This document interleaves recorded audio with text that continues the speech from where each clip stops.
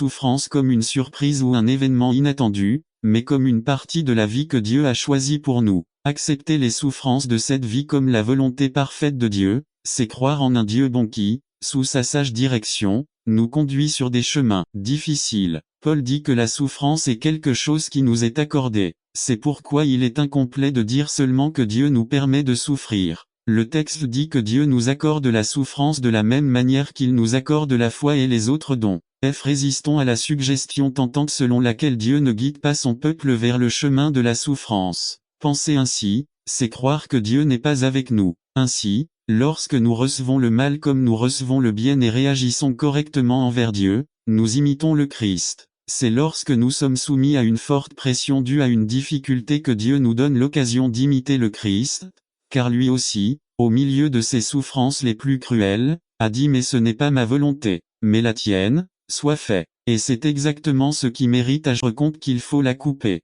La bonne ou la mauvaise nouvelle selon notre attitude est que la puissance de son Saint-Esprit peut nous faire voir à nouveau la vie avec les yeux de Dieu. Voir ce que Dieu voit et changer selon la perspective de Dieu. Que faire lorsque Dieu commence à ouvrir nos yeux spirituels? Si nous savons que quelqu'un va nous rendre visite, que faisons-nous mettre de l'ordre dans la maison parce que nous ne voulons pas que le désordre soit visible? Jacques 1, 23-27.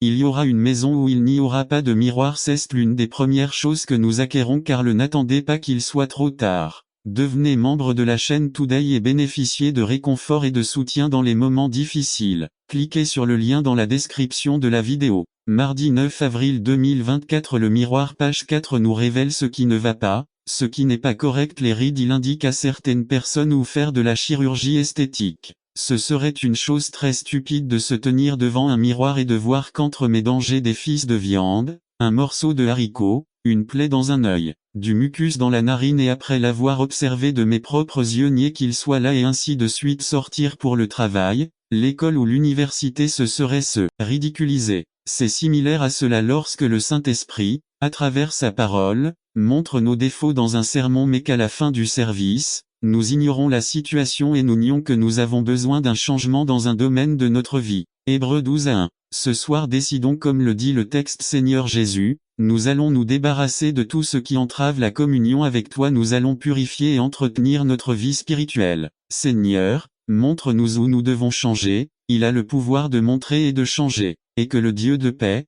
qui a ressuscité des morts notre Seigneur Jésus-Christ, le grand berger des brebis, par le sang de l'alliance éternelle, vous rende équipés pour toute bonne œuvre pour faire sa volonté, opérant en vous ce qui est acceptable devant lui par Jésus-Christ à qui soit la gloire pour toujours et à jamais. Amen. Je vous supplie, frères, de supporter la parole d'exhortation, car je vous ai écrit brièvement, avec Hébreux 13-20-22. Ne l'attendez pas et trop tard, devenez membre de la chaîne aujourd'hui et obtenez du réconfort et du soutien dans les moments difficiles. Cliquez sur le lien dans la description de la vidéo. Mardi 9 avril 2024 page 5. Que votre lumière brille. Résumé. Il y a un géant endormi en chacun de nous. Quand ce géant se réveille, des miracles se produisent. Développons 10 caractéristiques pour atteindre un excellent leadership.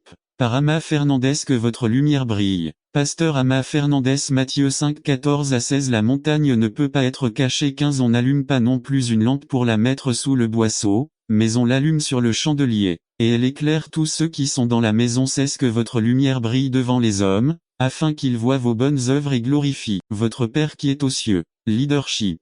C'est une personne qui inspire les autres à suivre, un guide, une personne qui trace le chemin, une personne qui a de l'influence et du pouvoir. Aujourd'hui, nous partageons la façon dont un leader pense, parle, rêve et voit sa vie. Aujourd'hui, je ne doute pas que vous soyez un leader, mais je veux vous inspirer à être tout ce que Dieu veut que vous accomplissiez en réalisant votre potentiel. Jésus nous a montré le chemin, notre rôle est de le suivre et de l'imiter. Apprenons de l'enseignant. Frédéric Faust a écrit ces mots. Il y a un géant endormi en chacun de nous. Quand ce géant se réveille, des miracles se produisent. Réveillez le géant en vous et vous verrez les merveilles de Dieu. Que se passerait-il si nous n'avions peur de rien? Combien de choses réaliserions-nous si nous permettions aux promesses de Dieu de devenir réalité dans nos vies? Dans quelle mesure votre lumière brillerait-elle si vous dépassiez les limites que vous vous êtes fixées? Que se passerait-il si vous osiez marcher par la foi et croyez en Dieu? Un vrai leader est cette personne qui connaît son cœur et sa destinée. Un leader n'est pas celui qui a plus d'argent ou plus de pouvoir mais plutôt celui qui accomplit le dessein de Dieu dans sa vie. 10 caractéristiques d'un vrai leader. 1.